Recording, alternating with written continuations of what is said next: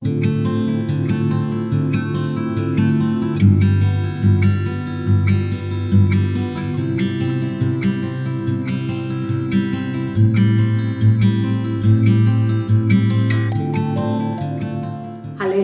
இன்று அதிகாலையில் நாம் பரிசுத்தரின் வார்த்தையை நாம் தியானிக்க இருக்கிறோம். இந்த நாளிலே கூட வெளிப்படுத்தின விசேஷம் 5வது அதிகாரம் 14வது வசனம். அதற்கு 4 ஜீவன்களும் ஆமேன் என்று சொல்லின. 24 மூப்பர்களும் வணக்கமாய் விழுந்து சதா காலங்களிலும் உயிரோடு இருக்கிறவரை தொழுது கொண்டார்கள். சதா காலங்களிலும் உயிரோடு இருக்கிறவர் நம்முடைய தேவனாகிய கர்த்தர். இதோ இறந்த காலம், நிகழ்காலம், எதிர்காலம் என்று சொல்லி 3 காலங்களுக்கு மாத்திரமல்ல, சதா காலங்களும் தேவனாய் இருக்கிறார் தேவ ஜனமே. அப்படிப்பட்ட தேவனை 24 மூப்பர்கள் தொழுது கொண்டார்கள் என்று சொல்லி பார்க்கிறோம்.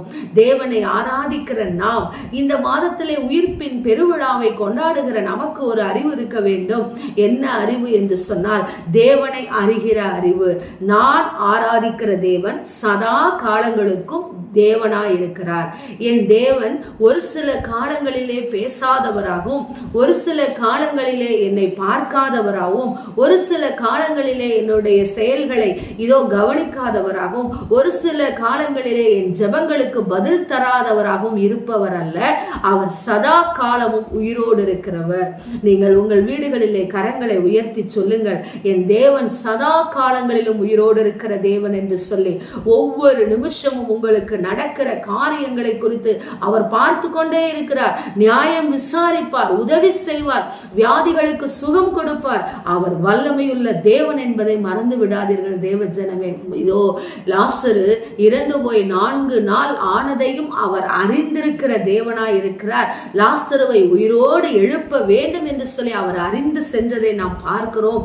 இதோ அதே போல நாயினூர் விதவையினுடைய மகன் இதோ அந்த பட்டணத்தின் வாசலிலே வரும்பொழுது எதிர்நோக்கி சரியான காலத்திற்கு சென்று இதோ அவனை உயிரோடு எழுப்பி கொடுத்த தேவனாகிய கர்த்தர் நம் தேவன்.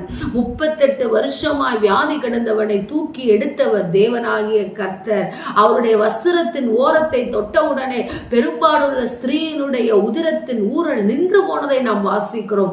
இன்னும் எல்லா காலத்திலும் அவர் அற்புதத்தை செய்து வந்திருக்கிறார். இன்றைக்கும் அவர் அற்புதங்களை செய்து கொண்டிருக்கிறார். கேன்சர்கள், எய்ட்ஸ் வியாதிகள் சுகமாகி கொண்டிருக்கிறது.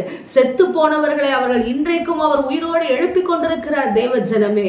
இதோ நாம் ஆராதிக்கிற தேவன் எந்த சூழ்நிலையிலிருந்து நாம் கூப்பிட்டாலும் கூட அவர் நம்மை நோக்கி பார்க்கிற தேவனாய் இருக்கிறார். சதா காலங்களுக்கும் அவர் தேவனாய் இருக்கிறார். எல்லா சூழ்நிலைகளுக்கும் அவர் தேவனாய் இருக்கிறார். நம் தேவனாகிய கர்த்தர் ஒருவர் மாத்திரமே.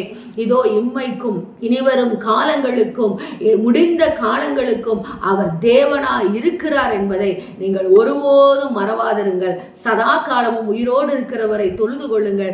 நிச்சயம் பெரிய காரியங்களை செய்வார். ஆமேன். ஸ்தோத்திரம். எங்களை நேசிக்கிற எங்கள் நல்ல தகப்பனே, இந்த நாளிலே நாங்கள் கேட்ட வார்த்தையின் பிரகாரமாக சதா காலங்களிலும் நாங்கள் நோக்கி கூப்பிடுகிற பொழுது, எங்கள் இருதயத்திலே நாங்கள் நினைக்கிற பொழுது, எங்கள் கண்ணுகளிலே கண்ணீர் வடிகிற பொழுது, நாங்கள் உம்மை அறியாதிருக்கிற வேளையிலும் கூட ராஜா இறங்கி வந்து எங்களுக்கு அற்புதத்தை செய்த தேவனாகிய கர்த்தர் நீர் ஒருவர் மாத்திரமே என்று சொல்லி நாங்கள் விசுவாசித்து இந்த நாளை தொடங்குகிறோம். நல்ல பிதாவே, ஆமேன்.